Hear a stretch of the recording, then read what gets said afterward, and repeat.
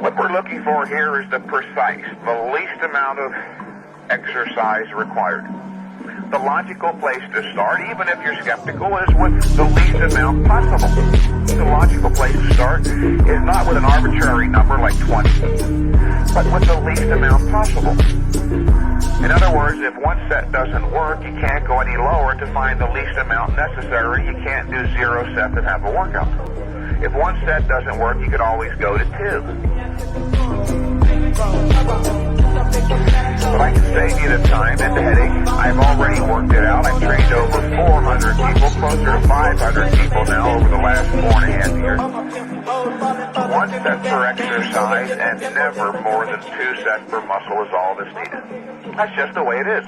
And if you're incredulous, you're skeptical, the reason for that is that you still have operative in your subconscious the childlike logic that more is better.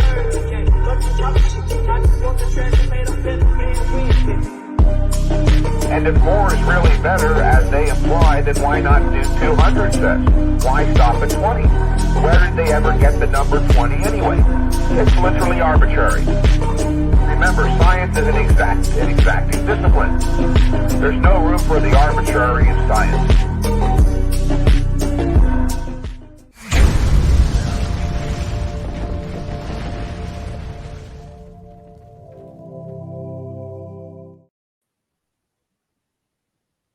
Man, that is one hell of an intro.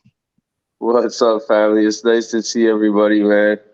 Yeah, that gets me fired up every time, dude. I miss that thing, dude. I miss it too, man. It's so good. It's so good. Oh yeah, we got a good producer back here, my guy. Makes us look good, sound good. I'm glad he's back. Hell yes, man. Hell yes. Fuck yeah. Trials and tribulations, bro, but God takes care of us, man. You know, He looks out for us, and just keep chipping away at the thing, brother. Hey, he feeds the crows, man. What more would he do for his sons? All the little hairs on my receding hairline are numbered. I think I'm thinning out too, bro. Speaking of trials territory. Hey, listen, man. Speaking of trials and tribulations, we were chatting about something with regards to me, but I'm more interested in you right now. Tell me about start us off with what the last few weeks, 3-4 weeks of your life have been like, my friend. Oh man. Well, we hit some milestones. So I had those of you know or don't, but I've been in competition prep for 12 weeks. It ended 2 weeks ago. But so I was dieting down and getting ready to compete at my absolute best form of all time. We put on 16 pounds of lean tissue in the last 12 months. That's stage weight to stage weight in better condition. So over 16 pounds, we went from 191.3 to 207.8 at weigh-ins. Bro, nobody does this. Bro, who does that? Nobody does. Training 2 days a week, mind you.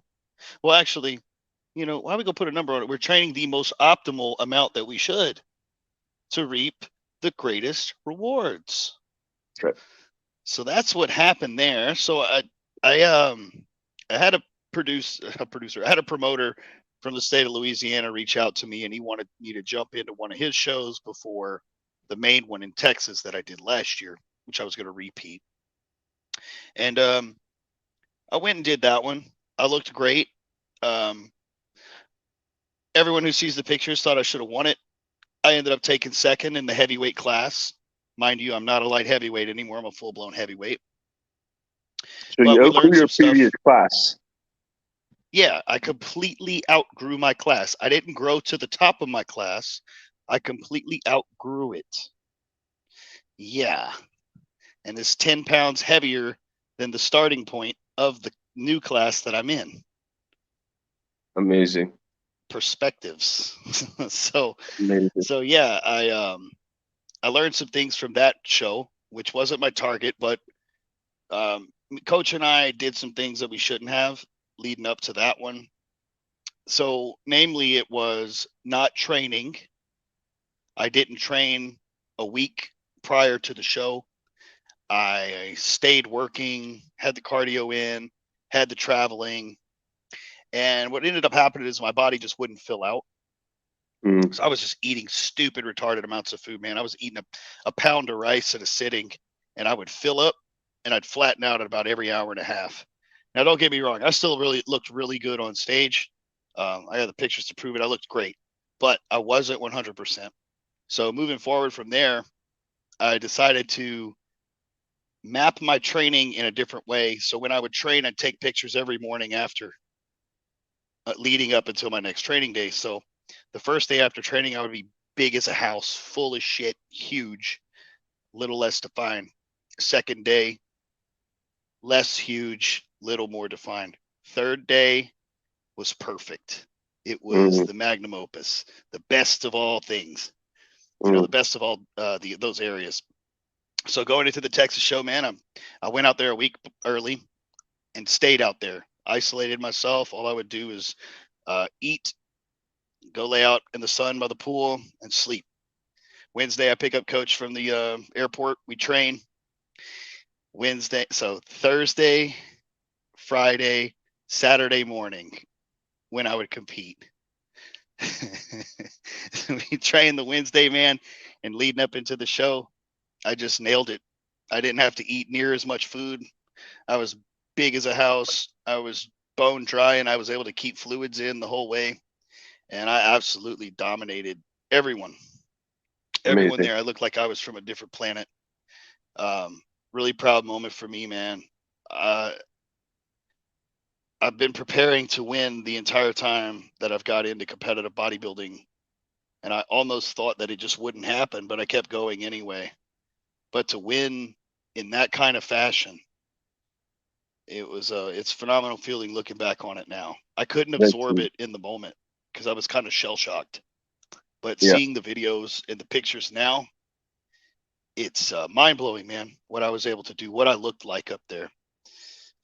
Not my words, but the words of photographers there, and an Olympian, and many other people, that I now have a pro caliper physique. Carrying the torch, man. Yeah, brother. Yeah, Heavy duty 3.0, baby. That's huge. You it's said something all. interesting. Sorry, go ahead.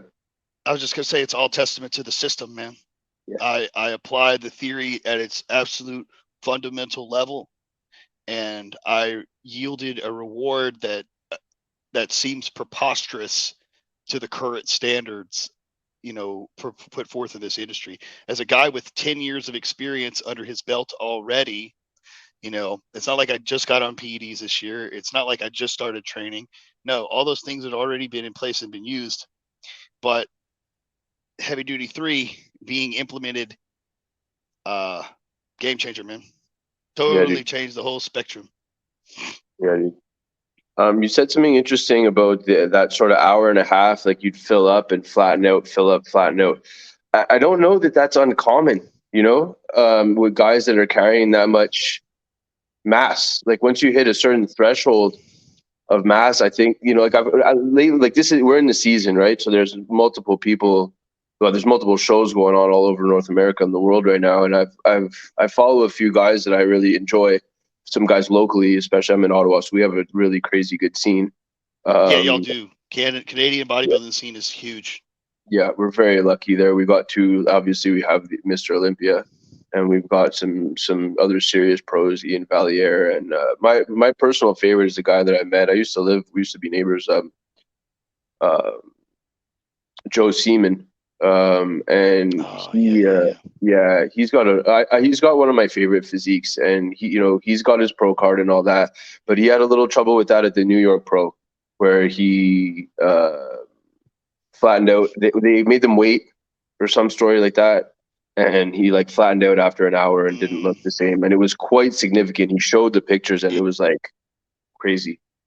Yeah, and that's what this so after the Louisiana, it was actually a judge that called me on the Sunday. He texted me first. He's like, "Hey man, I was one of the judges at the show and I'm reaching out to you as a fan. Oh, oh I'm yeah, yeah, reaching out to you as a fan. I've been following you for a couple years now, man. You're one of my favorite bodybuilders on the amateur scene, and I wanted to give you this feedback." I'm like, what? He's like, yeah, this isn't judges' feedback. I'm in charge of the women. I'm not even supposed to be calling you, but I wanted to run this by you. This dude made side-by-sides. He made Oh, wow. side-by-side pictures of me a week before, fasted in the morning after cardio, and my stage shots. And he was showing me how I was better fasted in the morning than I was on stage. I had so much more detail because my muscles were full. Not because I was more shredded, but because everything was filled out and pushing against the skin. And just like you said, man, that difference can mean so much. That bit of fullness can change everything. It's And really that's the wild. difference. Yeah. And so that timing, that nuance, that little thing, just knowing where you're at, knowing your body, the trial and error, not having ever stepped on stage myself, just speaking as a fan, right? It pops, man. As being that I am a fan, I also like, given my career, I've just spent a lot of years looking at human beings, right? And as a bodybuilding fan, you're paying attention every year to the new guys and the way they look and stuff. And I've put three guys on stage in my coaching career. Amateurs obviously trusted me to do that without having ever done it myself. So, that's rather amateurish, even of me. Let's be reasonable. But they looked okay, and we were proud of it and everything. Like, they did a good job. They looked great. That being said, though, I feel like my eye is a little better maybe than the average fan.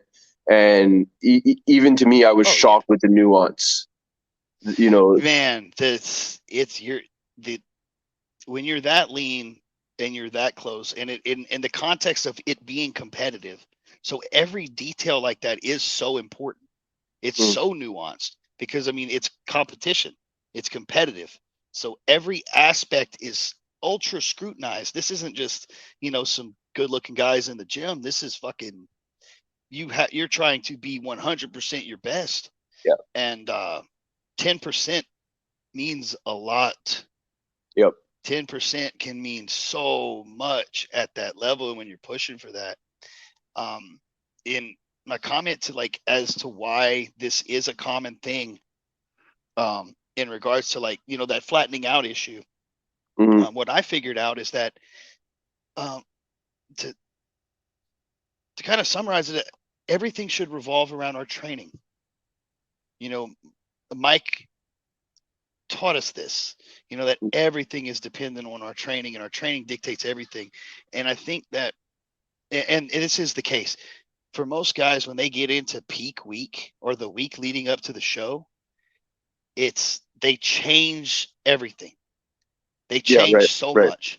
They try to manipulate so much to maximize things that they can't see the forest through the trees, and they get these ideas, and my coach had this idea. He's like, well, let's just rest the whole week, right? Because you already rest so much. So we'll just let your body, rejuvenate. You'll rest the entire week.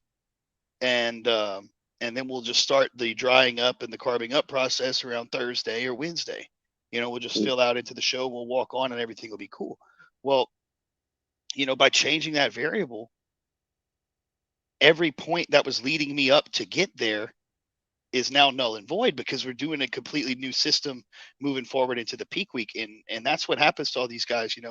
They get these bright ideas of okay, we're going to do some sodium manipulation, or we're going to try this extravagant cheat meal the night before, and you're putting so much, you're gambling, man. You're putting so many chips on these wild cards.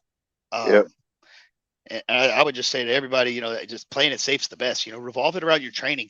See what you look like the day after you train, the next day, and see the grooves and the patterns that your body gets into, and just work that.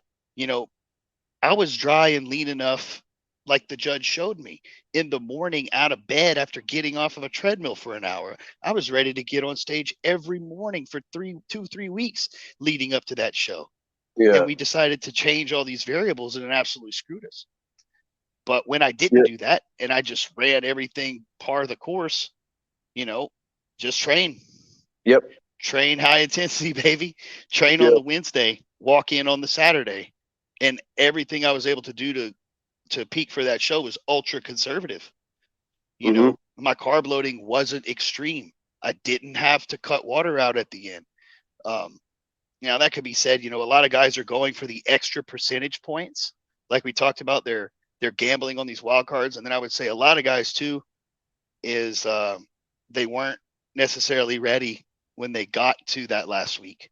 So they're trying to cover some ground that may not have been lost. I think those are the two situations. But from other guys that I've seen, friends of mine through socials, they're having the best success in the same way I did. And this fellow was telling me, he's like, hey, man, just fucking do everything you've been doing. Don't do anything different. You're ready right now. Yeah. Fuck peak week protocols. That was his hashtag that he would put on all this stuff. Fuck peak week protocols. Yeah. And I think this is kind of it's trending a little bit. People are starting to catch on to this idea. I've heard kind of allusions to that from guys like Mike Van Wyck and even like Paul Carter and stuff. Some of the guys that are good on IG. So the smart people are starting to catch on. That's what it seems like. And that's nice to see because we need smart people out there. There's, and I don't want to do the criticism of coaches too much and stuff because you can really get down that rabbit hole. But there's some there's some people who shouldn't be coaching people, for those in the bodybuilding industry and stuff like that. And these are generally the people you're going to see not confident in their athlete, not confident in their own thought process. Or they might feign the confidence, but and this is where you see the big changes, the big crazy protocols, the diuretics, the blah, blah, blah, blah, blah. Yes. Yeah. Didn't even have to touch that. I didn't even have to use that stuff. And that's what I keep hearing from people that are doing really well is they don't even need them. Why?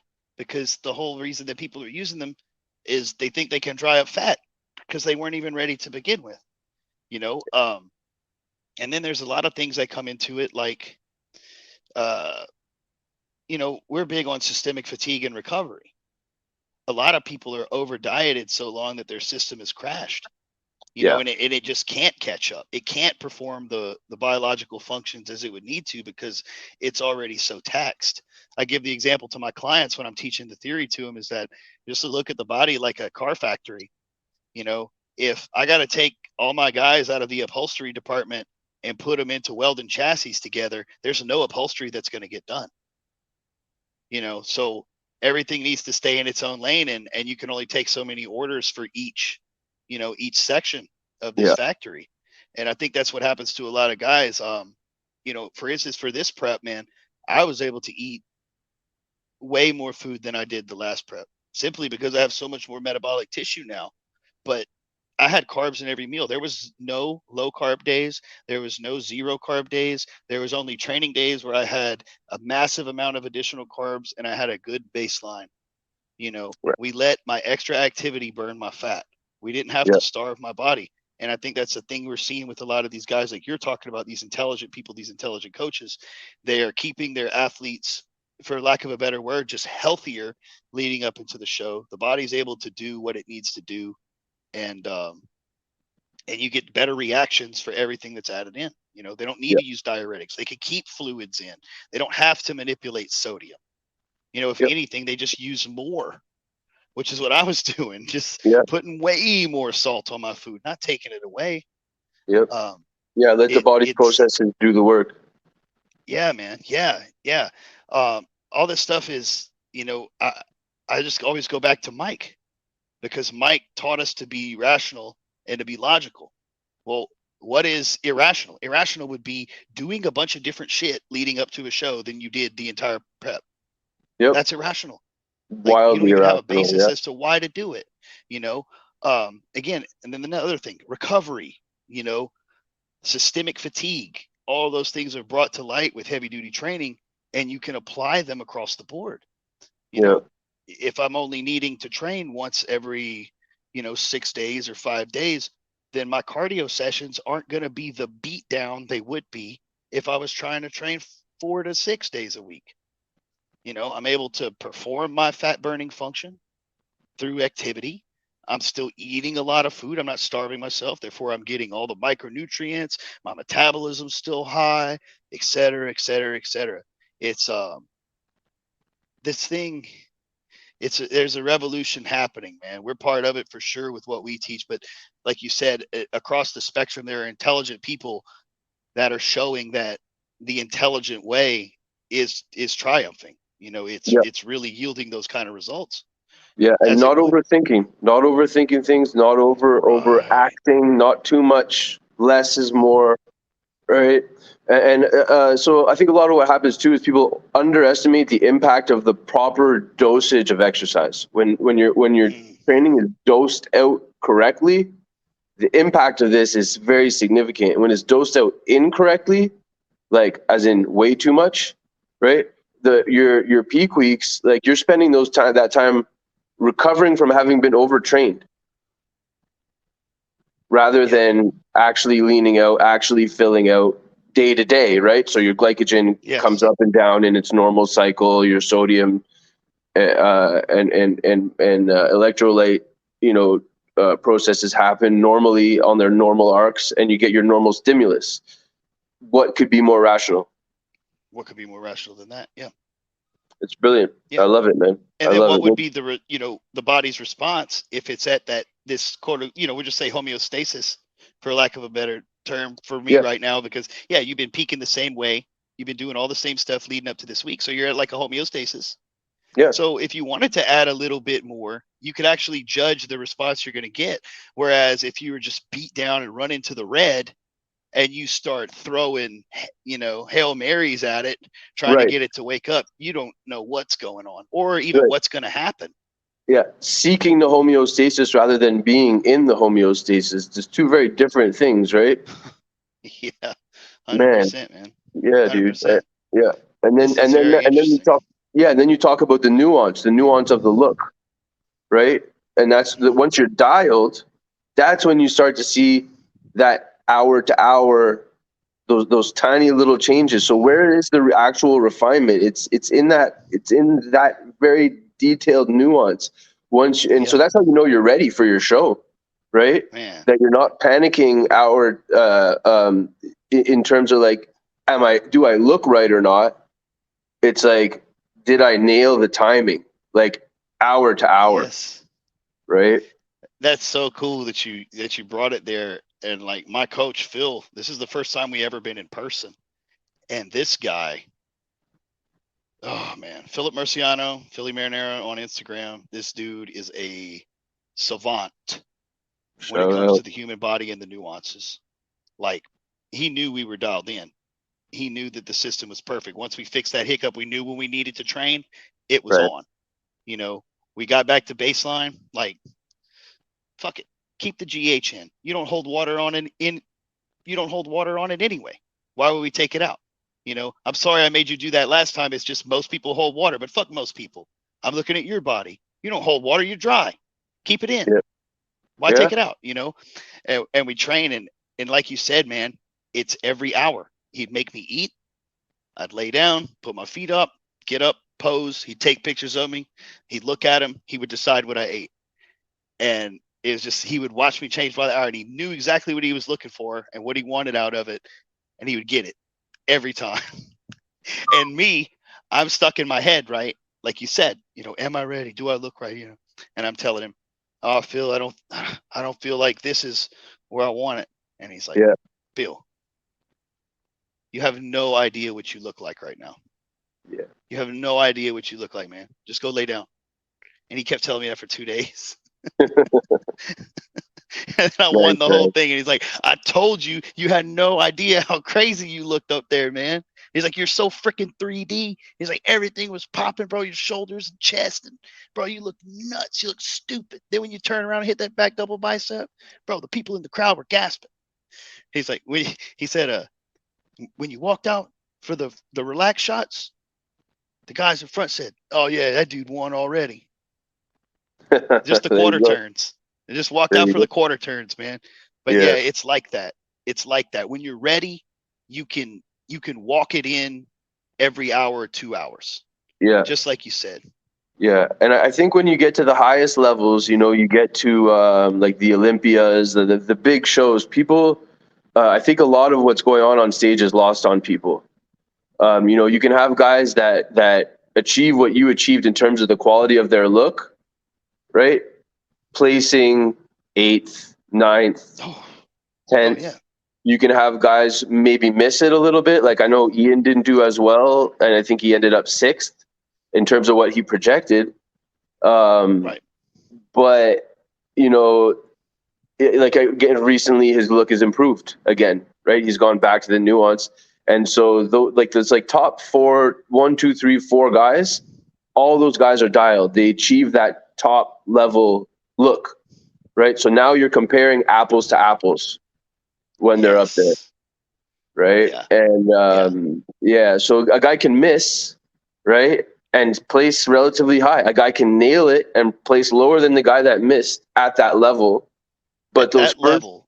1, 2, 3, 4, 5 maybe are Yeah. fucking apples to apples. Yeah. You're not gonna say, oh yeah, well 4 is really full, but he's not as conditioned.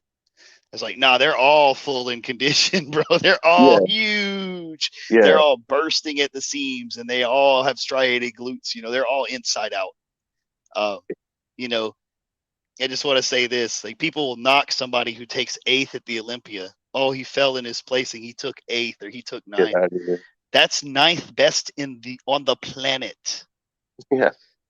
Like, put that in perspective, man. Like, that guy, he won pro shows to get there. You realize that, right? Yeah. Yeah. Top 10 at the Olympia. Man. Oh, he fell off. Oh yeah, he fell off, right? People, it's a funny industry, man. It's a funny it's social industry. media, man. It's got everybody's perspectives twisted. That too, dude. Yeah, for sure. And so many. and I mean, my perspective is twisted.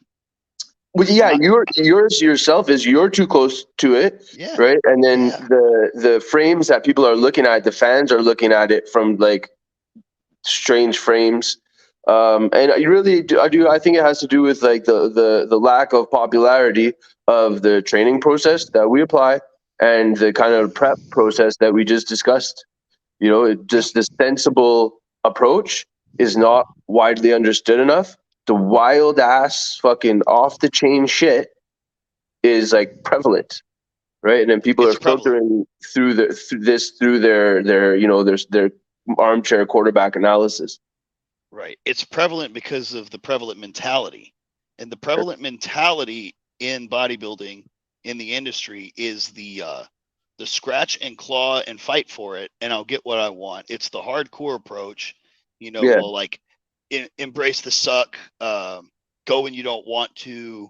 I'm going to wake up and do this cardio on 4 hours of sleep. Just like the kind of, if I'm hardcore enough, I'm going to make it. It's like, no, if you're hardcore and you're not doing it right, you're not going to make it. You're just hardcore. Yeah. And what's that worth? What results is that going to yield you at the end of the day? And we see that. I mean, you and I both know we're battling that kind of mentality, and that mentality is what opens the door for all that stupid shit, that stupid stuff we were talking about. Yeah, there's a disciplined mind. It takes a disciplined mind to understand that harder is better, more is not better. Don't do the extra set, right? If you're tired, rest, right? David Goggins not stepping on stage at the fucking Olympia, right? No, David Goggins, yeah. Right? Like, you don't look good. Like, sorry, David. You know what I mean? Sorry, like, Dave. Yeah, my dude. You're like, hardcore, man. You're more hardcore than me. Yeah, you own your inner bitch, bro. You rep 95 pounds for 300 reps. Cool, dude. Like, cool. But, like, you don't look good, man. You ran for forever. You're doing your thing, Dave, but your thing is not going to achieve people the goals they want to get to, No. It's not going to build them. It's not going to build their mind. It's not going to, it's not going to embrace broaden their understanding of the topic of bodybuilding or the improvement of the physical stature. It's not going to, build a better body, simply build confidence, master this endeavor. It's just, you're not going to look better. It's not that it's easier. It's that it's more simple, right? When you're in your top sets, cause why not both, right?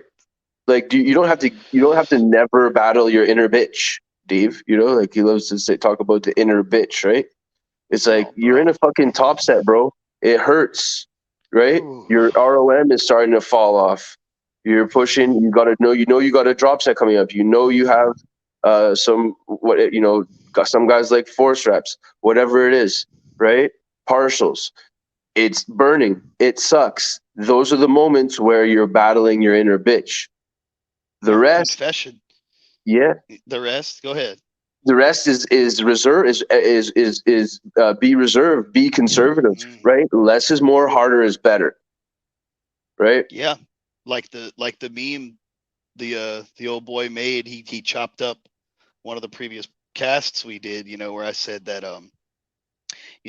in short, if the pleasure comes from doing the act in and of itself, if we don't hold reservations, then there is only that pleasure that's left. You get nothing else but that pleasure, right? You're not going to That's get it. anything else from it other than you enjoying beating yourself up. Yep. And that's where, like you said, you got to have the reservations. And confession time, when you train like I do, or my clients, or like you do, Ben, and your clients, with maximum effort, and you're forcing progressive overload every time you step into the gym, it is terrifying to do your top set. Buddy. You're not feeling good about it. You're not like, oh yeah, I'm about to smash this shit. You're like, you remember that it was absolute hell 10 days ago. It took every ounce of your being, and now you have to beat it. Dude, I I have to sit there for a little while sometimes and build up the gall to go through with that set and outperform it. And I do, because the system's true, right? I'm gonna beat Yep. it every time. I'm going to. Yep. If all my variables are in order, my volume's right, my infrequency is right, I'm gonna do better. I'm going Yep. to. But holy shit, you can't be a coward. A coward wouldn't do it. He would he'd do 80% effort and then add in an extra set. Yep. Oh Yep. man, we're Yeah. Yeah. like, Yeah. Yeah. Yeah. Listen. uh-oh, Yeah. Yeah, pushing dude. some buttons. Yeah. So you're recovering. You're recovering from volume that didn't change your body, right? You're down on yourself the next day because you're dead tired and you don't look better. And you're saying the only way I'm going to get better is if I work harder or work hard again today, right? And so you're just digging yourself a hole that, as we know, you can't get out of towards the end of a prep, right? Yes, back to the prep. That's perfect. And that's exactly what these guys are doing. And Yeah. oh man, I hate even saying this guy's name. It's like naming a demon or something. But Mike Israetel, he tells people to increase volume on certain body parts during a prep Yeah. More so frequency, that so higher so that it frequency. doesn't disappear. Yeah. Yeah, I Work need to on your train my calves more in a prep, or my biceps more in a prep, so they don't disappear.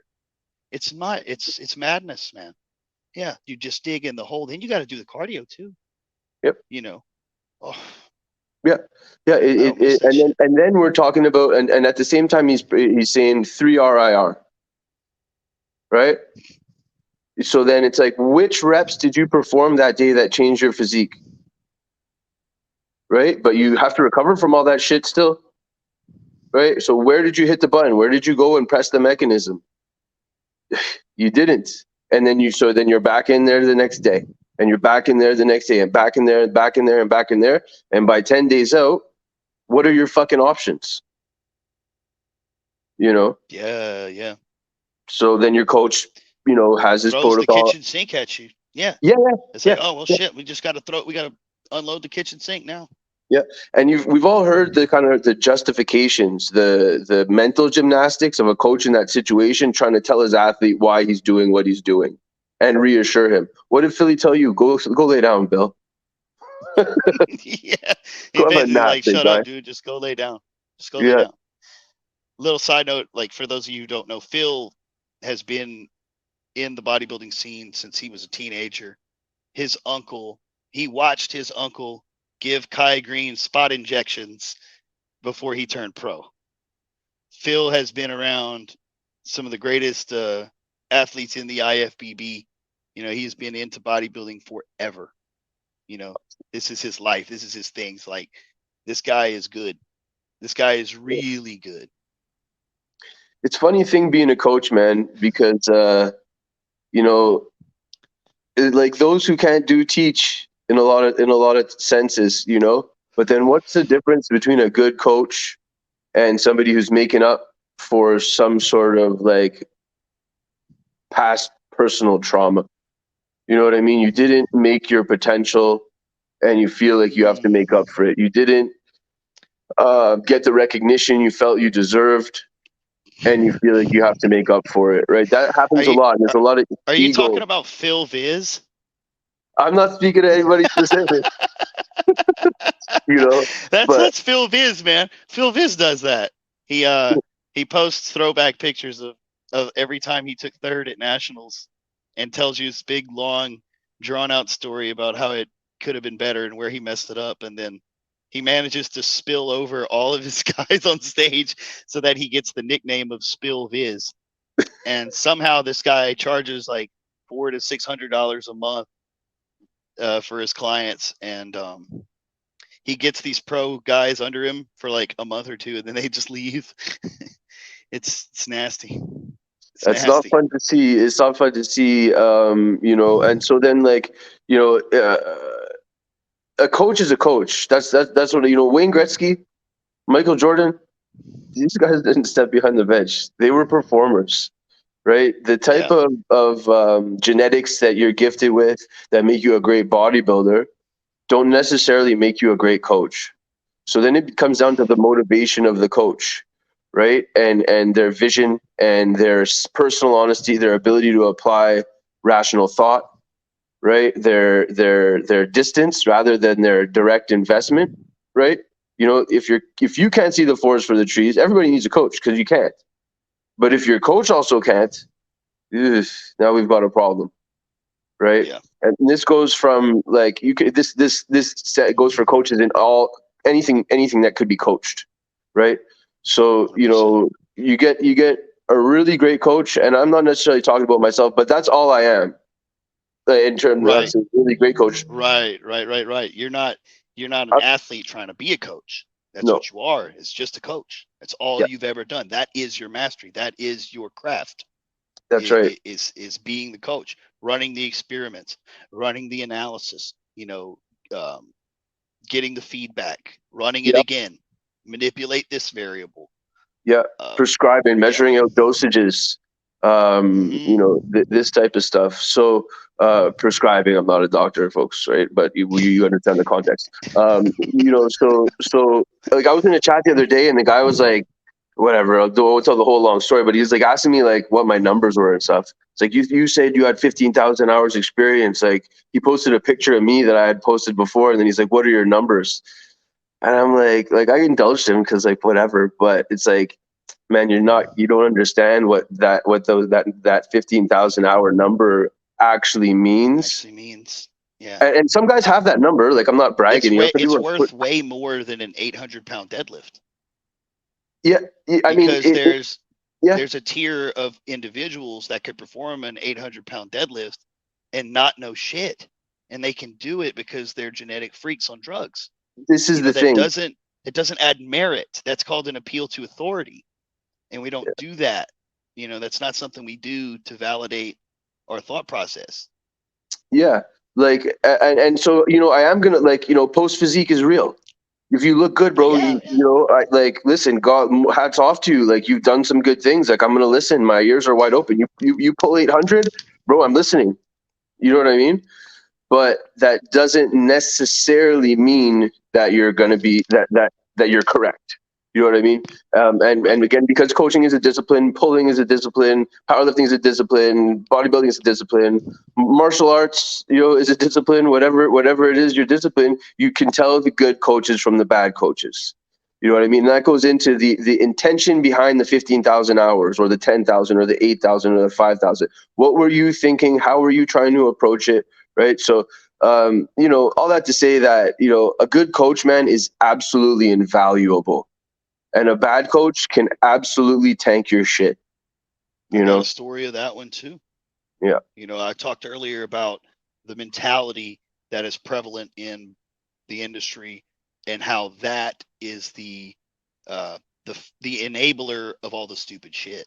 And I was a young, impressionable athlete, and I had achieved a pretty damn good physique, and I hired a guy that I looked up to, that was huge and strong, and he had the mentality, because at that time I thought the mentality was what was what separated the sheep from the goats, the boys from the men. And so I hired this fellow, and we went on, and I became chronically overtrained. Well, what was his response to that when my body quit responding? More cardio, less food. Keep pushing. Keep pushing. Keep going. This is a hard sport. You got to work. You got to push, man. I know it's hard right now, but you got to keep going. You got to keep going. You got to keep going. And there was 2 weeks of being perpetually stuck in fight or flight. My adrenals were fried. I remember. I could not sleep, and if I did sleep, I woke up in night terrors. Dude, just crippling bouts of this like psychosis, anxiety shit. Yeah. That would just hit, and he's like, "Oh no, man, that's just a trend." And I say, "Nah, man, this isn't trend. This isn't trend. Like, I've done trend. This is not trend." Oh yeah, well, get some T3. Okay, well, all I can find is T3, and there's T4 in it. Oh, okay. Well, just make sure you're getting, X amount of micrograms of T3. He completely disregards the T4. I'm young and impressionable. I don't know what the fuck's going. He's got my thyroid running so hot it's fucking eating my brain and the rest of my body. And yeah, that ended with me like passing out in my fucking house. Like, dude, I remember. It was terrible, man. Like, if I'd have went on any further with this individual, I'd have ended up with like rhabdo and been hospitalized or something, And that's the context in which I met my current coach. That's how I met Phil. A friend had reached out to me that day and was like, "How are you doing?" And I just unloaded. I was like, "I'm not doing good at all. Like, I feel like I'm gonna die, and I know this isn't right." And then Phil messaged me, and I started talking to him, telling him what was going on. And this guy just immediately writes out a diet for the day, and he's like, "Do this, stop doing that, take this, chill," and rejuvenated me. And I went on to do decent at that next show. But yeah, that's the difference, Yeah. And when I was in the act of firing this coach, the one who fucked me up, you know what he says to me? He's like, "Oh yeah, man, but you remember Paul DeMeo? He worked construction too, man, and he was, this and this and that." And I just said to him, "Paul DeMeo died of a fucking heroin overdose. Yeah. Who the fuck is Paul DeMeo to me? Because he worked construction like I do? What the fuck are you talking about? Paul DeMeo was a fucking piece of shit drug addict who died. I don't want to fucking die like Paul DeMeo. What? Shit. What?" Yeah, it's a lack of rational thought. It's a lot like to bring that up demonstrates the lack of rational thought. And so what you're demonstrating is a very what you're describing there is a very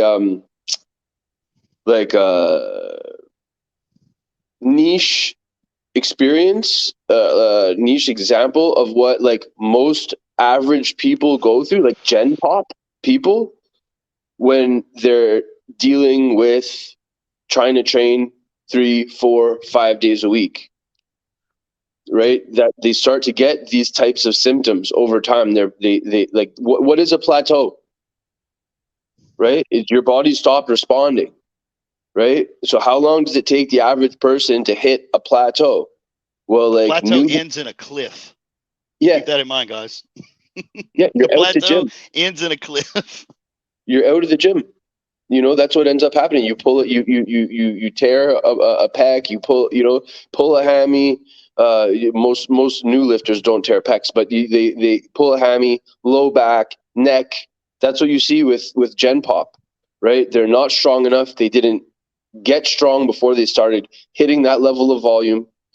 They're typically trying to lose fat, so they're in a deficit most of the time, right? And it that's the reason why people end up, you know, that loop, that roller, that, what do you call it, yo-yoing or whatever, that loop you get stuck in as a normie when you're in the gym and you just can't get ahead, right? Is like the regular human being version of what you went through, and this is fucking epidemic across Oh, the whole fit. Like anybody who ever picked up a weight basically is dealing with this on some level, because there's no clarity out there, right? no. In terms of like what we're describing, dosages and like the actual mechanisms in your body that help you along without depleting you over the long term. Deplete, replenish on a cycle, right? On a short cycle, maintain linear progress on a wider Yes. arc, right? Yeah. And that's what we're failing to see across the board, just everywhere. Like, so, you know, I wanted to like At shout the out Paul highest Parker. level, at a competitor, the competitive bodybuilders level, and at the level of the average Joe in the gym. Yep. There's a lack of rational thought and objective truth that they are basing what they're doing off of. It's all, arbitrary preconceptions that guide the whole process. That's the framework at which they're operating in. Yeah. Is arbitrary concepts that are 60 years old. Yep. No wonder. If and I challenge any of you guys to go into your local gym at 5 o'clock in the afternoon on a weekday and take a picture of everybody in the room. Like they're all working out. Just take a flash snapshot of it. And then take that same picture again in 6 months and tell me what you see different. You probably won't see some of those same people in the gym anymore. Yeah, and the ones that are still there look the same. Yep. Well, they just hacked it up to, I just don't have the genetics for it, or maybe I'll hop on juice and things will be different, or keto. I'm trying this new diet. Yeah, now. Yeah, I'll get off gluten. I'll you know, whatever the story is, right? My sleep, I'm not sleeping well. My sleep is not getting sleep is the reason I'm not having gains. No, your exercise dosage and your diet is the reason you're not getting sleep. Yeah. Right? Like, and so, it's, and then you get the religiosity of it, right? You bring up an alternative, bring up a healthy perspective. Hey, try something different. What you're doing for you, has it been working that well? Maybe try thinking in this frame. Have you considered this? What if this happened? Right? Freak out. You start to see the inability to process. You see the eyes glaze over. You see the NPC brain start kicking in, talking. And so it's chipping away at that. Is like we were congratulating each other earlier for doing the Lord's work, but it feels like that at times, trying to get through to people and stuff. So, hey, listen, man, like I was saying, shout out Paul Carter and shout out these guys that are out there trying to speak the truth. When you're getting like evidence based, science based, you're getting vol cell culture thrown at you constantly. Like, we need to get the boys on the meme that's the evidence-based virgin versus the logical Chad. That would be a really good one. That would be a really good one. Yeah. Dude, what I will say about that is, like, sometimes those guys look good. Like some of them, like, they look good. So not all of them, but some of them, they look good. And the reason is because, like, genetics play a big factor in this. You look good. Could you look better? Yeah. Could you work harder in the gym? Yeah. Could you train less? Yeah. You know what I mean? So, like, try it. Prove us wrong. 100%. Yeah. Yeah, man. Could you have looked like that 5 years ago? Right. Probably so. Yeah, dude. Yeah, dude. I remember Jeff Nipper. I'm living testimony to this, man. Yeah. Yeah. Like I remember Jeff Nipper. 10 years with skin in the game, and in the last year, 16 pounds of lean tissue. Buddy, outgrew a weight class completely, transformed every weak point on my physique has now been brought up. My worst pose, which used to be my front double bicep, is now one of my best poses. On less gear. On less gear. That's right. Yeah. Less dosages of orals and androgens. I remember Take Jeff Nippard back in the day on Facebook, and before he got big, before he looked really that great, you know what I mean? I think I even remember him before he ever did a show. And God bless Jeff Nippard. I'm not shitting on the poor kid, but it's been a long time since then, bro. I'm talking almost 10 years ago. And it's he wasn't as big then. He's really big now. Great. Good for him. It's great to see, guys having their personal success. But, what did I see him most recently? 155? 5'5", 5'6", 155? 10 years later, how much did you grow? You look better. How much muscle mass did you really put on? It's too long of an arc, man, when you know how fast it can actually happen. You know what I'm saying? So here's a fun little story about that. And me being an athlete, I'm also a coach too. I was an athlete first, but now that I've really learned how to think rationally and apply objective truths, I can actually teach with the passion that I have for it. I can actually do it correctly. So I had a guy reach out to me that wanted to do his first show, and our starting point was your run-of-the-mill guy who eats McDonald's out of his work truck. That's what he looked like, and he worked out. In 12 weeks, his starting weight was 195 pounds when he started. 12 weeks later, he was 195.5 pounds. He was 19% body fat at the start, and at the end, he was a little under 8% body fat, if I'm not mistaken. I've seen that. Before, I want to get a few pictures of your show up, and I'm going to go get that post as well. Do you want to show it to the people? What's that? Yeah. We can show it. Show Jonas's transformation. Yeah, it's absurd.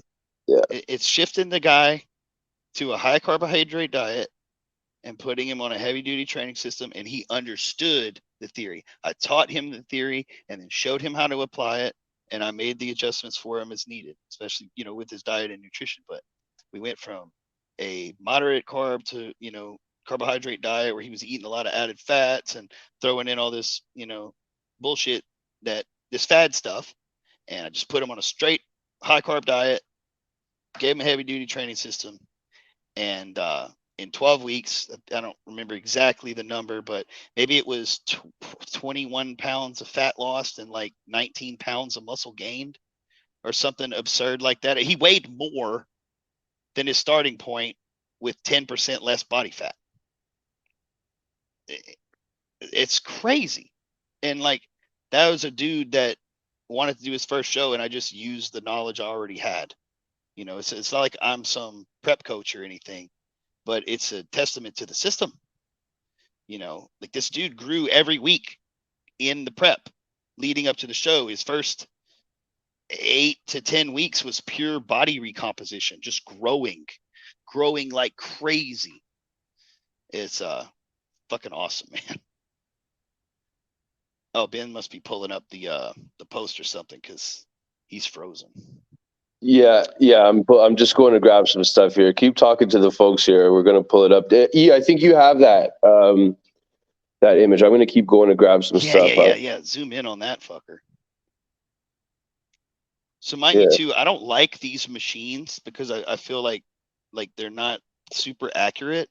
But the thing that would kind of skew the accuracy on it was if he was full of muscle glycogen and watered up, that could appear as extra muscle mass. But mind you, he had been on 2 or 3 days of no carbs leading up to that scan.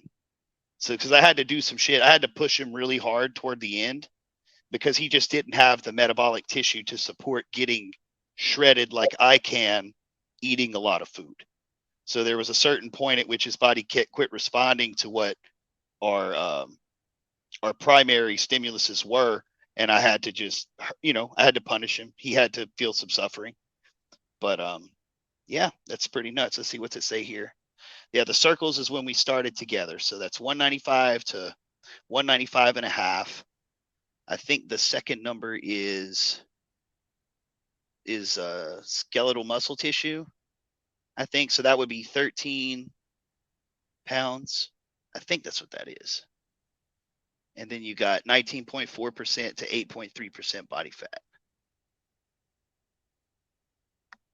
That's ridiculous. That's 12 weeks. It happened in 12 weeks, guys. Yeah, this is unheard of, man. This kind of progress is unheard of, you know. And again, it speaks just to the application of the protocol.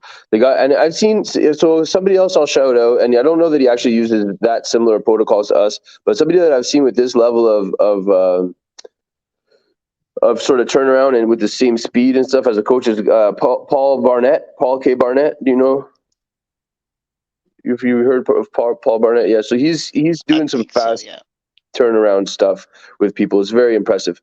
But anyways, it like, you know, so what I'm trying to say is that it's not like it doesn't ever happen. But man, I'm telling you, if you compare the volume of coaches and the volume of people training people to the amount of time that type of thing happens, bro, forget it.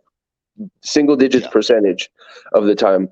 So, you know, I guess we're doing a little promo for the method and stuff because it's pretty much all we do. But, you know, there's reasons why we don't shut up about it, guys.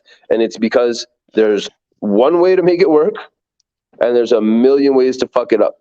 You know what I'm saying? Like a basketball. You put the basketball in the basketball net, right? Take a shot. Steph Curry, shoot the ball. It either goes through that motherfucker or it goes any which way around. It only goes through one way. You know what I'm saying? Right. Like, there's one means by which to stimulate the adaptive response. There is one means by which that muscle adapts. There is intensity and there is rest. It's just how it is. And if you do too much intensity, you cannot rest enough. Yeah. And so like just the difference between like a transformation like the one with Jonas and like some of these other guys, if you want to narrow it down and make mine sound more spicy, it's just that how much work did he have to do in comparison to other methods? You know, this is it. How much volume did he have to do to yield those kind of returns? How much time? Frequency? How much time? 100%, dude. Returns on time invested is the biggest, you know, it's my biggest selling point that I try to get people to understand. You know, it's returns on time invested. What investor is going to take a contractor's bid that requires more labor and more materials and more time? He will never do it. Never. He will never, ever, ever, ever, ever fucking do it. So why would we do it in bodybuilding? Why would we do it in this industry? Yeah, half the time, half the labor. A third of the time, a third of the labor. Why would you argue with me, right? Let me prove you wrong. Like I'm paying for it, right? As a contractor, I'm paying for it if I go over what I quoted, right? So take the contract. Let me fuck it up if that's how it's going to be, right? Are you over promising or are you delivering, right? So, you know, when you're dealing with, to bring it back to general population, right? Because these are really the people that we want to appeal to. We want to get through to the normal people, the regular people, not necessarily the competitors, although it benefits them too, right? Is that you work all day, man. You know, guys work construction, guys work fucking office jobs where they're like, you know, mentally fried at the end of the day.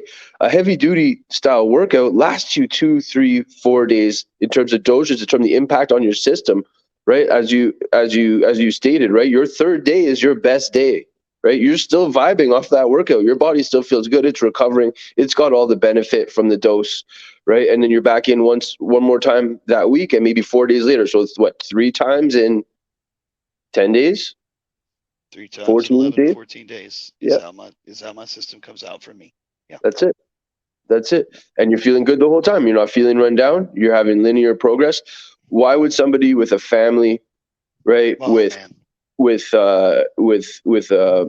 working 40, 60 hours a week, maybe. And everybody talks about T levels and stuff like that, but if your T3, T4 starts getting affected, you start overtraining, right? What happens to your testosterone? Right? It tanks. So guys are worried about their testosterone. They're worried about getting on TRT. Maybe before you get on TRT, have your blood work done, do HIIT for 3 months, and have your blood work done again, and see what happens. 100%, man. Yeah. Mike said this, and I think about it a lot, that overexposure to intense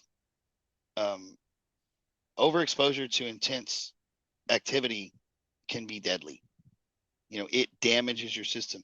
Intense exposure to sunlight, intense exposure to exercise, intense exposure to all these different things at a certain point will become a negative factor to the system. And like you talked about, you're going to start messing up your thyroid. You're going to start frying your nervous system, your adrenals, your metabolism. It's unhealthy, man. And I really do. I'm starting to put together this theory in my head that I think a lot of guys are dying earlier, and the drugs are a contributing factor, but I think that it's decades of being chronically overtrained. Imagine what that does to the system. I could never argue that as being not a factor. You know what I mean? It's cumulative. It ages you. We know exercise ages you, shortens telomeres. Whatever the right word is there, in advance of the speed that they should be shortening at. With proper dosage, right, you can extend that time, right? The wear and tear on your body. Right. And why wouldn't you try to do that? And then the other thing that's happening with that is there's like an intellectual stress, right? There's like a guilt or a shame, right? It's like you're not feeling well, you're overtrained. My inner bitch is winning. It's me. More. It's me. It's my fault. I'm not working hard enough. I'm not trying hard enough. Yeah, I'm stressed out. There's something wrong with my way of thinking that's making me respond all poorly to all this great stuff that my coach or that this program is promising me. Other people are killing it. Look at these before and afters, and I'm feeling like fucking garbage. What's wrong with me? It's not you. That's the main thing that people need to start to understand, right? It's not you. You're getting bad advice. Bad advice is out there, prevalent, everywhere. When you're 20, 21, 22, 25 years old, you start to feel it. The 26, 27, 28, you start to notice. But before that, bro, you can bash yourself through a fucking brick wall, right? And recover the next day. We all been there. So a lot of what's happening out there, and a lot of these like sort of before and afters or whatever, and a lot of the people that people are really holding up are people that would look great anyways. It doesn't matter what they do. If they're training at all, they're looking good in that period of their life, because the youth factor. I read it in a comment section. It was funny. And the guy said, yeah, but these guys would look better than 99% of the population pushing a lawnmower. He'd have a better chest than 99% of people in the gym pushing a lawnmower. Right. Just because he has that chest does not mean that his methods have merit. That's an appeal to authority. I'm big on that, man. And when we debate this topic and I want to debate training theory with people, I'm so quick to call out the appeals to authority. And then the next thing, once those fail, is often character assassination. And then ad hominem attacks. So, I mean, and I'm the first guy to give credit to the athlete who's been there as a coach. Like when you are able to transition from experience, like in the domain, to guiding people into that domain, there's a huge carryover, right? Ostensibly more. Right. And so I'm fully prepared to give credit to those people. But again, it's like the 800-pound deadlifter, or, is Ronnie Coleman is that who you want for your coach? Right. So, we need to, and it just needs to be addressed. It's nice to address it. It's refreshing for us to address it on stream and say it. Like, it feels good to say it because like we deal with this shit so much, man. And I have conversations daily, multiple conversations every day, trying to talk people down off this like this ledge of like, I've been failing Yeah, and I don't know why, so that's the best part of what I do. Like the consultation calls I do, where it's basically a one-on-one seminar. I get on the phone with them, I ask them the questions, get them into the logic chain. We identify the variables, we understand the pillars, and then we go through how to apply theory. And that is just like the most common theme, man. And I'll just ask them like, well, how much change have you seen in the last 6 months? And their eyes will turn down and they're like, none, man. Everything you're saying is making sense. It's like, wow. And they feel bad at the time, in the moment. They're like, oh, the regret just hits. I trained a kid in person the other day. He asked me about coaching, and I said, well, I'd like to do the consultation call or the seminar first before I'll give you a program, because I want you to understand the theory.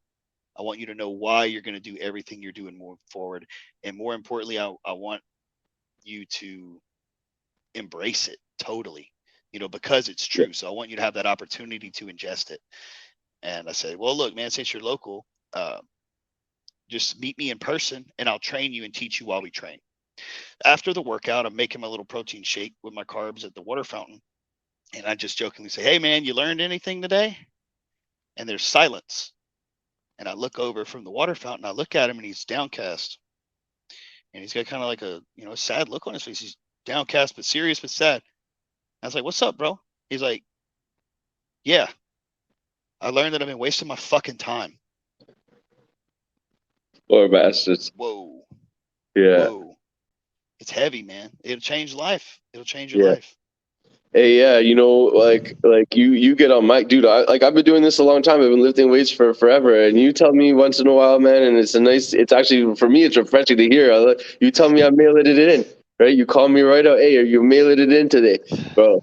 I love hearing this, man. Like I'm in my industry, like telling people this kind of thing all the time. So it's wonderful to hear it, But for a young kid coming to these realizations for the first time and stuff like that, right? It's not easy, man. It's not easy. Some of these people drop tens of thousands of dollars. Some people drop six figures in their life on trainers, on personal trainers. Over the course of 10 years trying to be a bodybuilder, how much money do you think you fucking spent? Do you know what I mean? Like the industry revolves around failure, right? So where's the only fucking place you should be failing? In your top sets. 100%. It's the only place aside it should from be that, acceptable, because that's the place it's expected. Everything else risk, should be. Yeah, the risk is low. The reward is through the roof. One of the only places on the planet you're going to go and failure gets you where you need to be. Right? In life, there's grave consequences for failure. Right? But you need to learn how to do it anyways. Right? So if you develop the stones to hit those top sets with every fiber of your being, right? You're not afraid of failing out in the real world anymore, because failure becomes like that's your security blanket, bro. That's what is keeping you moving forward, right? And that's a change in mentality, right? You really want to conquer your inner bitch, right? Dave Goggins, right? That's where it's at, man. I don't think he's failed ever hit failure before, right? So like maybe you're not dosing out properly, Dave. You know what I mean? I got to wake up at 2:15 a.m. tomorrow morning to try and get to where these guys are at. You know what I mean? Oh yeah. Like, yeah. I thought you were telling me you had to. Yeah, but no. Yeah, that's the mentality, right? yeah, 2:15 a.m. Oh no, I was up at 1:45. I didn't sleep since fucking last Thursday. You're a bitch.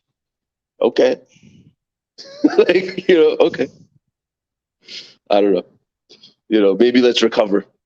Maybe let's feel good. Maybe let's feel good that day. Like, right. I don't know. That's just me. I'd like to feel good. There's you looking good, bro. Whoa. Yeah, that's a hell of a picture to look at, man. It's there's this weird disconnect seeing that shit. That's Yeah. me. You know, holy shit.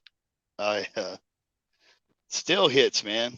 But yeah, that's what I looked like up there. That was a shot one of the other photographers took kind of off to the side, like a candid shot. Mm. It's absolutely stellar, man. You can see what we brought. That's heavy duty 3.0. That Yeah. is the system we preach and teach in action, you know, at Yeah. that level, you know, pushed to be competitive, you know, with Yeah. all the extras added in. It's a Yeah. sight, man. And You can just see getting the started results, too. man. They're right there for everybody to see. It's really awesome, man, to look at. This was same show, yeah. Yeah. Yeah, that's little old me in the middle right there. That's a shot one of my clients took. He was in the crowd, but you know, that's the heavyweight lineup. That guy to my right in the red trunks, you know, that's a national level competitor. Mm-hmm. That guy's 6'2". You know, it's a big old man. And Yeah. frankly, if you look at me right here, even though this picture isn't as detailed, my shoulders are bigger. My chest looks like two balloons. This is flat. My lats are bigger. And we can just know that because of how much further they're hanging down my chest, and the space in my arms is smaller. Mm-hmm. The crispness of my midsection, even without flexing my abdomen and pulling it in, details are all there. My legs are harder. I wasn't pulling my hips back as far, so I don't have as many lines. But you know, in the other poses, you could definitely see it. But yeah, Yeah, six that inches picture's shorter not than as that quite as guy, big, but yeah. and did damage, man. You know, Yeah, dude. beat everyone in every aspect and every pose. That's it. We were talking about failure, you know, and this is the product of training to failure. So yeah, check that out, everybody, for a moment. But I mentioned Jeff Nippard and Paul Carter. So they went back and forth like a couple weeks ago on IG. Jeff Nippard posted a video, talking about you know, what is failure, right? What a nonsense question. Yeah, what is absolute failure? So then he shows himself doing a hamstring curl, 4 reps, full range. Oh, that's so awesome. Yeah, that's a beautiful picture, man. And then, you know, by the 5th rep, he's losing range of motion. 4th, 5th, 6th, 7th, 8th rep, losing range, losing range, losing range. So, like, his question then becomes, when should I stop the set if we know that the most stretched position of a muscle is the most important position for hypertrophy? Right. So first of all, we don't know that. Right. The strength curve is a bell curve. Right. So you got end range, and you got where you're strongest in the middle of the bell curve. Right. So you can hit those end ranges, right, based on a positional isolation if you feel like that's necessary, and that's going to help the middle of that bell curve go up. Then most of your exercises are going to be right in that middle. Does that mean you need to have a stretch to each end range every single time? Not necessarily. You grew your legs with leg press, bro. Quad extension. Are you Tom Platt squatting? I You're not. didn't even do quad extensions because our quad extension machine sucks so fucking bad. I hate it. It's There plate you go. loaded quad extensions crap. Yeah, so pretty much all I did was leg press or like a kickback. We have a plate loaded kickback machine. I didn't squat once in the last year. Listen to that, everybody, and weep and seethe the amount of upsetted Hey, people E, out there, man. if you want to see the transformation, E, you should see the comparison pictures I put on my Instagram, where it's some pictures of different back shots, and you can see that I doubled the size of my glutes and my hamstrings, as well as, you know, a lot of parts of my back improved too. But I did all that and got bigger quads without ever squatting once. So this is what I'm trying to point out, right? Like the most important aspect of hypertrophy is your progressive loading over a wide arc, Yes. right? And how that compares to the loss of range of motion set to set, exercise to exercise is fucking negligible, right? And then so if you end up with only 4 full range reps, I mean, you should train to like the biggest range you have available, arguably, right? But if you hit only 4 full range reps in a set, like what happened there? You didn't select your weight properly, like very simply, right? So next time, and Mike says this. Mike says if you make that mistake, spilled milk, die is cast. Don't worry about it. Write down 4, stop. Next time, do 5. The next time, do 6. Eventually, you'll get to 10. There's your progressive load. There's your linear progress. Why are we having this conversation? Right? It's nonsense. Like, and for a guy with 928,000 followers, right, to bring up this level of obfuscation around basic common sense, right? Because, like, you know, like he said, oh, I had 77% range here. How the fuck do you know? What did you come up with 77%, dog? You know, you have like a range of motion measurement calculator somewhere I never heard of, dude. Like he pulled out his compass and he still shot at the video and he measured it up. and he measured it. Yeah. Yeah, so he found out what was 100%, and then he did the math on dog. What? What are you doing, bro? How about just write down your 4, move on with your life, do 5 next time, then do 6. You know what I'm saying? By the time you hit 10, you will see that you got stronger every time you went to the gym. Fucking imagine that, Billy. Imagine linear progress. Wow, man. Anyways, you know, if only you could get stronger and see improvements literally every workout. Imagine unheard of. that would be crazy. Get out of the industry, Billy. Get out of here, right? This is you're blaspheming against the Volcel gospel, my friend. What they want is a way to do that and still go to the gym 6 days a week. Yeah, that's the problem. You can't do that. That's yeah, not dude. Because then how do you like keep your girl in line by ignoring her, right? If you're not in the gym busy all the time, right? If you actually have time to spend with your loved ones and your family, right? Right, or like learn a new skill. Learn a new skill, dude. Play with your kids. Yeah. Play with your kids. Like learn chess or something sweet. I got homies who don't like chess, but anyways, we won't get into that. What you just talked about is just another tactic to try to, just to obfuscate, just to get people away from the soundness of the theory by confusing them with, all this extra crap to think about that's completely unnecessary. If they're harder for. If the focus is progressive overload, because we understand that the greater the cross-sectional surface area of a muscle, the more force it can exert. If we know that, then the means by which we measure our growth is if we exert more force from session to session. When I stall or can't complete a full range of motion on a rep, I call that failure. I write it down and I see if I can do more the next time. That is such a simple thing. Why do I need to define what failure was on a percentage basis of ROM? That's so stupid. Just pick one. Just pick. Yeah. Paul, you know what? It's simple as this. It's when the fucking hamstrings stop curling up. It doesn't matter if they stop here or if they stop here. If you can't pull them all the way, then you're done. Then that's failure. You have failed to complete a rep. Yeah. Yeah. Paul, Paul's response was excellent. Paul said, you're either, oh yeah, here we go. Do you see that well enough to read it out? He said, there's 2 ways you can choose, right? I can read it out. Yeah, you read it, but you either lose your range or you become too uncomfortable to continue, right? One or the other. Go ahead and read it, man. So failure can be. Read the caption or the video.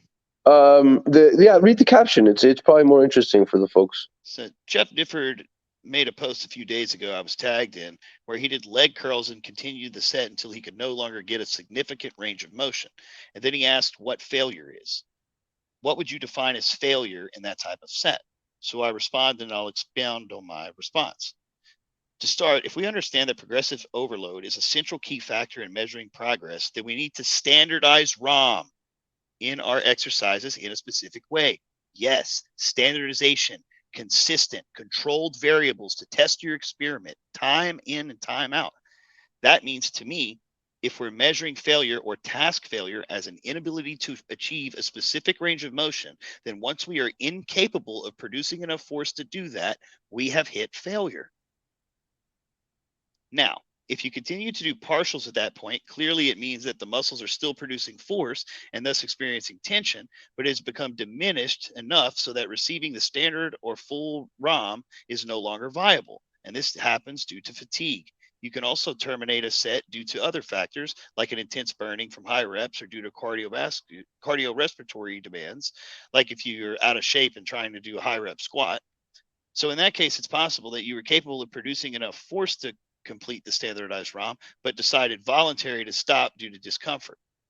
In case you guys didn't read the part about the recent meta regression, heavier loading produced similar hypertrophy even with 1 rep in reserve as failure, because despite what you've read, we do not achieve full motor unit recruitment with lighter loads, even when we hit failure, because we reach our maximum tolerance perception of effort before that.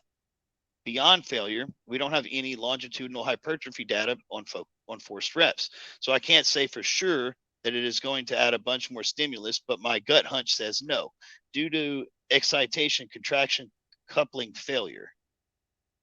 Excitation. And as far as doing partials, it's probably just fine. However, I would say it's similar to isometrics at that length or even drop sets, because in both situations, we're just reducing the ROM to where we can either only produce force, but by reducing ROM to where the movement arm is shorter. Hey, look, that's one of my followers right there. I taught this guy about HIIT. Yeah, I trained to failure, do 1 heavy duty set. Failures where I can no longer hold the weights or control it. So if I fail only in the concentric, to me, that isn't true failure, because I know that I still have in the concentric. Oh yeah, he messaged me that comment and I told him, no, you're wrong. Failure means you can't perform in the concentric. Anything additional is an intensity modification and should be done rarely and infrequently. Rarely, if ever. So the arguments could be that, like, in a beginner, there's some evidence that demonstrates that eccentric reps are going to benefit some strength motor recruitment. I'm throwing out the arguments because I don't disagree with what you just said. And the other thing with drop sets, could be that we go and get some more, liquid in the muscle, some sarcoplasmic hypertrophy benefits. I know that you talked with Milos Sarkev at one point, and he was big on like giant sets and stuff to finish out a workout. So these are the arguments we're hearing, but these intensity modifiers should be used, like you say, like at minimum, if ever, including in beginners. What do you think about Milos's thoughts? Am I getting it right there? Yeah, I mean that's his whole spiel. I contacted Milos to learn about how to properly use insulin around training, and his theory about the sarcoplastic expansion is just to force as much nutrition and nutrient rich blood into a muscle as possible and to swell it. Our Milos' sets intense. Yes, it's very, very intense to train that way, but I don't believe that sarcoplastic expansion is a means in which to attain hypertrophy. I would argue strongly against that, and even if it was, I would say that there's a more efficient way to do it, which is the way we do it. Even though I couple insulin with my training, its purpose is to merely hyper speed the reloading of glycogen to my muscles so that my body doesn't have to spend the next 3 or 4 days loading up that glycogen. It's already done, and then my body can focus on adapting, and I can grow even bigger and faster. I could just grow faster because I have hyper driven that glycogen and ATP back into my muscles. The sarcoplastic expansion thing, it's just a meme. I don't. Yeah. So you get like that, and I mean we're talking about what seems to work best, for most people, right? You're going to get your outliers. You're going to get your Phil Heaths, Yeah, sure. right? You know, you're going to get people who seemingly are growing off of this sarcoplasmic, like hypertrophic approach of the high volume thing and whatnot. The But pump. Let's just call it so, the pump. Let's not give it the pump. let's not give it a fancy word, because like Yeah. You're chasing the pump. You're it's just chasing the pump, buddy. you know. Yeah. But the thing about chasing the pump is there's going to be that one set where, you know, it gets really intense and you have to put out a lot of effort, you know, on that one set, and that's the set that actually grew you. Yeah, so we talk about that. We've talked about that before on our shows before. Like, guys get jacked in prison, dude. They took all the fucking weights out. How? It's because they got a lot of time and they're hitting a lot of reps, and eventually those reps slow down. So the involuntary slowing of your concentric force application, something like the last 5 reps of a set, when that bar speed starts to slow down, right? Right. Those are the reps, and then the last rep, you have your transcendent final rep, right? That is that fucking button pusher, right? And you know, Paul will provide the meta analysis for this. There was a really nice larger meta analysis done quite recently. You guys can go look at. I'm happy to talk about Paul Carter because he's doing great work promoting this approach. If you find his IG, you'll find the meta analysis that he quotes, and it vindicates Mike. It vindicates Menser. You know, years and years after the fact. So you know, like as much evidence as we need to prove what we're saying. You know, if Jeff Nippard wants to get mad, or if you know, Mike Israetel needs to go do some research in his lab. Oh man. You know.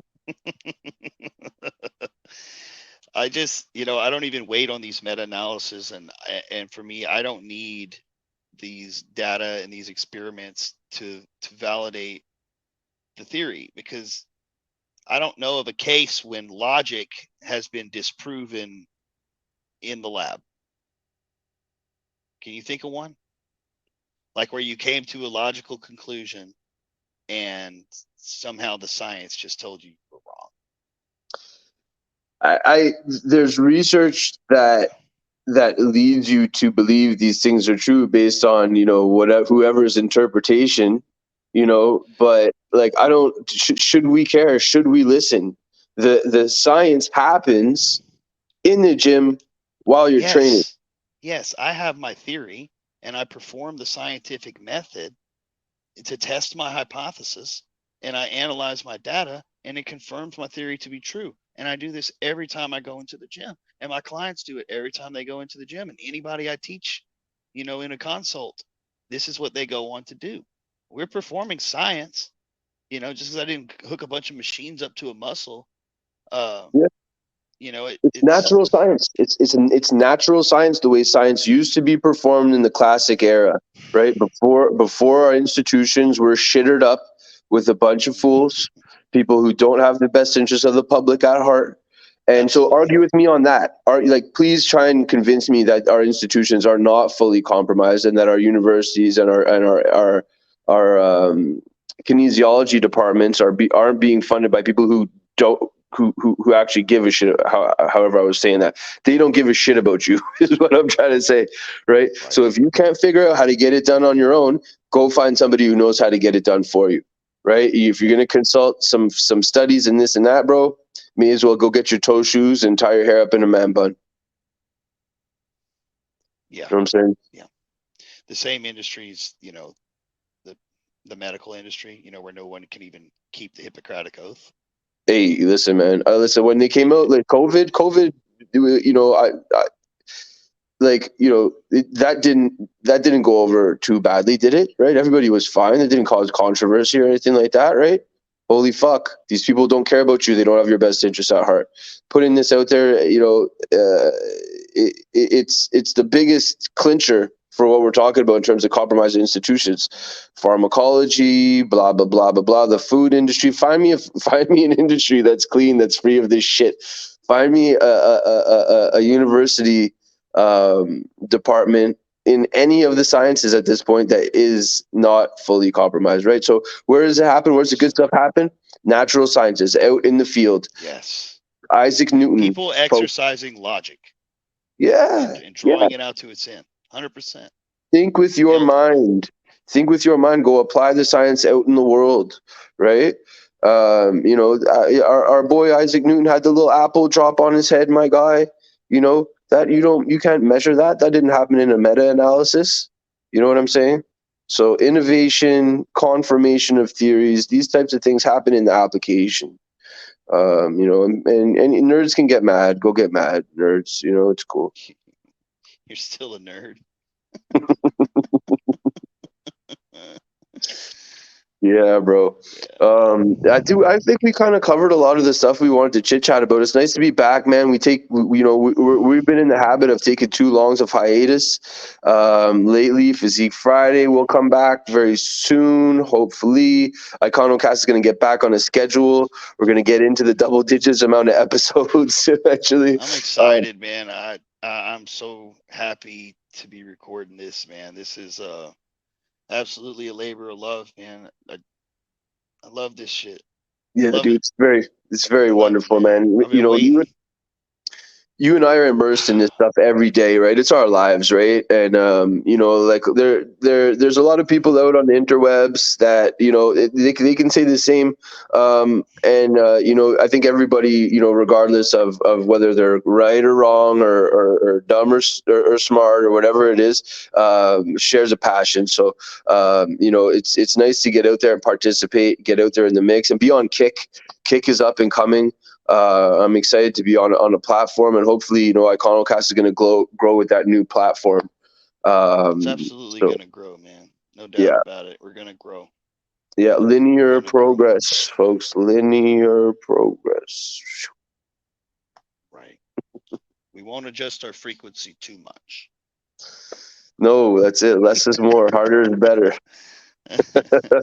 Yeah, man. This is like in so many of the conversations, man, and when you're talking about it, it's like I said this before, and I said it hesitantly because it almost sounds blasphemous, but it's like this is gospel. This is gospel. There are lost people out there that know things aren't right. They know something's not right. They know they're not in a right place. They know there is an answer, but there are so many voices in the wilderness calling out to them. And when they hear this, it sets them free.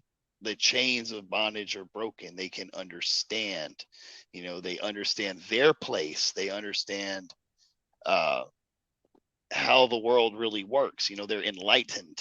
Yes, sir. They're lost in the jungle, bro, and they hear the slash of the machete, and they see Billy and Aquila come up with that little bent hat and our little Rhodesian shorts, bro.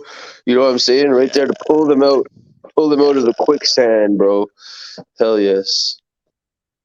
I love it. Hell yes, man. It's good to be back, had bro. a question. I saw a question. You see chat, dude. I can't see chat. Chat, what's up? Love you guys, man. YouTube. Yeah, can you guys talk about how you would warm up for a heavy duty set? Sure, man. That's an easy one. I'd just say the key principles to warming up for a heavy duty set is to limit the amount of effort you expend. Okay, so the idea is to go into a heavy duty set with the maximum amount of force you can produce. So you don't want to fatigue yourself, because if you're fatigued by the time you get to that top set, you've performed volume. We want to minimize volume as much as possible. So on my programs, typically a muscle group starts off with a compound movement, and this will be one where you warm up more extensively. So that it'll look like this. I would take a weight that you could do 30 reps with, 20 or 30 reps with, do 10. Acclimate yourself to the movement pattern. Groove the movement very slowly. Get your mind into the movement. Then you're going to slowly titrate up the weights and perform little sets of 3 to 5 reps. So you're acclimating yourself to the weight. Your body's adjusting to heavier and heavier loads, but you're not truly exerting yourself yet. Okay. Now, when you feel confident, if this is your first hit workout, right, because you'll have to go through the acclimation period where you're either going to overshoot or undershoot. But when you think you have an idea of where a set will fail between 6 to 10 reps, then you can go into it. You're going to be acclimated to the movement. You're going to be acclimated into the weight. I would say that it would take maybe 2 to 3 of those sets, increasing the weights, like those little feelers of 3 to 5 reps, and maybe do 2 of the movement pattern ones. Okay, so acclimate to the movement. Where's my finger? Okay, acclimate to the movement, acclimate to the weight, then execute. Now, once you've executed that first top set, that first max effort set, your warm-ups for the preceding sets are going to be very, very minimal, if at all. You will be hot, you will be warm, you will be pumped. Okay, so like for instance, if I'm doing chest, my first movement would be a press. After that press, I'm ready for flies. My chest is engorged, everything's moving well, and I'll just go into my top set of flies. It's simple. It's simple. Don't complicate it. Don't overthink it. Just get ready and don't use too much energy. Be ready. Obviously, don't go into a top set if you don't feel you're ready for it.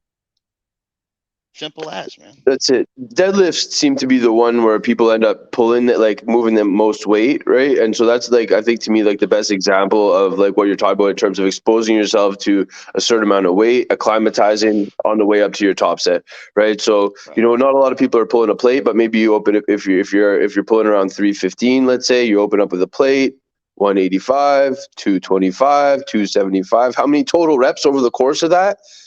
5, 10 at the most, not even, right? Total, right? So pull it 3 times, get it off you. Pull it 2 times, get it off you. Pull it 3 times, get it off you. Hit your top set, right? If you're very strong and you get up to 600, right? Start a little heavier, follow the same process, right? So just as an if you're a example, 600-pound puller, starting off with 225 isn't going to be a deal. It's just not, right? But yeah, that was great. Well, we're glad we could help you, Dave. Yeah, right on, man. Do we see anything else out there, brother? I think he has to show it to us because I don't know what exactly I'm still in the StreamYard, so he's got that was a chat from YouTube. Okay, very nice. Fire us off anything else. Hopefully we don't miss anything from the chat, bro. That's it. Okay. Yeah, that was probably it. That's a Very very nice. common question. It is, yeah. That's so one we've common. answered before, yeah. In chat. It's like I have to tell guys after that consultation call every time. I forget to tell them how to warm up. We get so in the mix of everything, and I'm explaining how to apply and the test, and then it's just like, but wait, how do I warm up for it? Yeah, I do the same thing. Second call, we set everything up. Second call, they're like, yeah, I got in there, and I couldn't figure out what to do for a warm up. And I'm like, oh shit. My bad. Don't. How about don't? Just don't. Oh God. Yeah, no, dude. Maybe a little. Yeah. You're looking pretty good, man. Thank you, bro. Like you definitely got meatier since we've been on the stream, man. Yeah. This has happened, man. You helped me out, bro. I jumped on a few new things. I hadn't tried.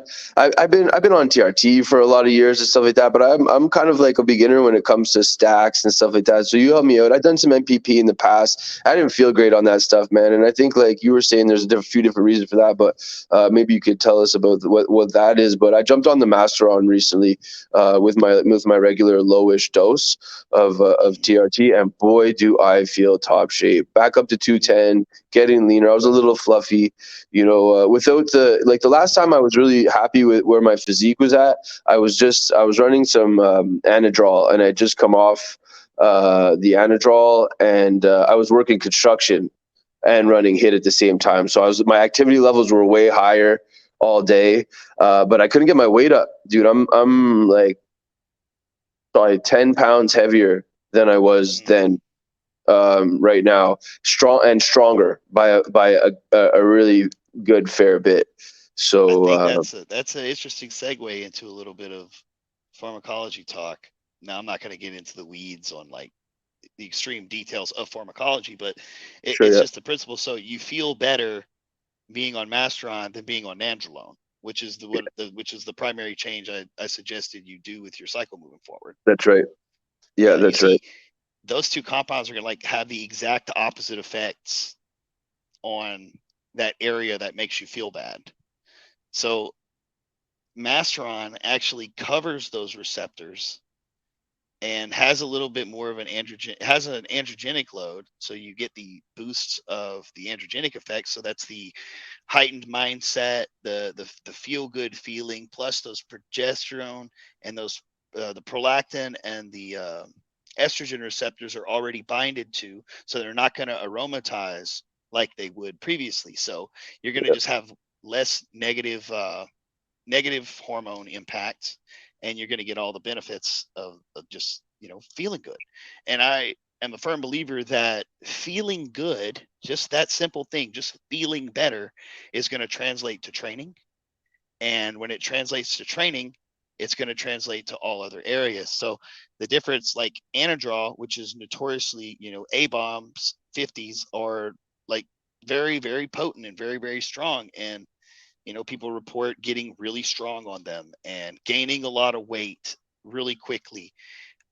But now we see that just the simple thing of feeling good without negative hormone loads, nor the toxicity from something like Anadrol would put on the body, there is a net benefit, like a net, like cast it over you on all the other areas just from feeling better.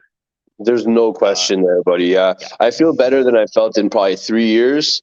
In the last 2-3 weeks physically, regardless of whatever other stresses I got going on, like I'm like humming. I feel great. And like even I ran some D-ball just along with my regular test in the fall, and it doesn't compare to so would you say there's a genetic aspect to that some guys are going to respond a little bit better to the other stuff? I mean, I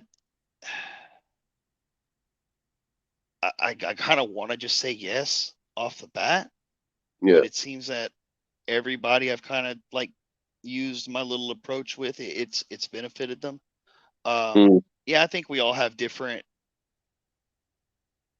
reactions to the compounds. I think certain people are more prone to side effects than others are, and there's the genetic component right there. So like for instance, me being low T when I was a natty, I was still more jacked than everybody else around me. And I didn't have symptoms of low T, right? Like I didn't have sexual dysfunction and I didn't have X, Y, and Z. And I think that's because my brain could access that free testosterone better than perhaps other people would. So I didn't have those kind of negative mental effects, right? Yeah, and it's also why your levels might be lower. You're doing better with less. Sure. You don't have to produce 100%. As much. Yeah. Right. So yeah, I definitely would say that the negative correlations on certain drugs could definitely have a genetic component. So like if you have a worse predisposition to estrogen, then you should leverage less testosterone. Don't use testosterone as a big base in your cycle, and then use other, compounds that don't convert to it. Whereas, you may be able to do low dose test and some NPP and it might work great for you. But if you have a predisposition for, the progesterone prolactin side, then you're just going to feel like shit on NPP. Yeah. Right? That's how I felt. That's how I felt. And I do have that predisposition for sure. And that is how I felt for sure. Yeah. Dorian Yates used to use like low T. He'd take his T right down. He didn't want anything aromatizing leading up to a show. And he'd run Masteron and Parabolin, like the old trend. Primobolin and Parabolin. Right. Yeah, that's the go-to for contest stack. I mean, the last year was really my first experience with Primobolin, and I'll never use another compound on the side. So I'll never use Nandrolone again after using Primobolin. Low test, high Primobolin, off season, on season, that's going to be the staple here on out. If I'm going to be blasting and running a cycle, it's going to be Primo and lower test. So for instance, like with Primobolin and the low test, I didn't have to take an aromatase inhibitor for like 4 months. I never had a single estrogen issue, no problems at all. Whereas with just a little bit of NPP and the same amount of tests, I would find myself wanting to reach for them, because I was having those negative effects. But mentally, feels so much better. Obviously, yielded the results from it. The negative impacts, like as far as toxicity on something like a Primobolan or a Mastron, are relatively low. You know, if you can just do smart stuff and keep tabs on your cholesterol, then you're not gonna get beat up by it that bad. And Yeah. most importantly is the feel good component of it. You know, you feel good on Mastron, you feel good on Primobolan. This translates to everything, and I truly believe that. Higher test is going to convert to higher estrogen. Higher estrogen, yes, it is anabolic, but you have all those negative effects with it. So I'm all about low test now, and Yeah. no What, nandrolones. when you say low test, what kind of dosing are you calling low at this point for you? Okay, yeah, well, and my load, somebody else's load is probably not the same thing, but like in the off season last year, I started off with 900 tests and 900 primo because I was like, fuck it, I'm a blast. I want to do this. Yeah. And I quickly found that I just dropped my test down to like 400. Yep. So I did it about a 2-to-1 ratio, you know, half test in the same amount of primo and double the primo, and worked beautifully. My off-season stack was the same stack as my contest prep until, you know, 4 to 6 weeks out when we started adding in the different physique enhancing agents, you know, the hardeners and Yep. that kind of stuff. But it's the ticket, man. I truly believe that it's yielded me way more benefits because I don't have negative conversions going on in my body. I feel better. This translates to training. This translates to sleep and recovery. So yeah, I'm Primo, benefiting from that at the moment. all There's the no way. question to it. Yeah. Any much better I look is because I feel that much Right. better. You just look better in the face. Your neck is thicker. Your shoulders look better. Your chest is fuller. You know, you look like you feel better. Yep, and I If that definitely makes do. sense, you know. I Yeah, definitely do. There's no that's question. awesome.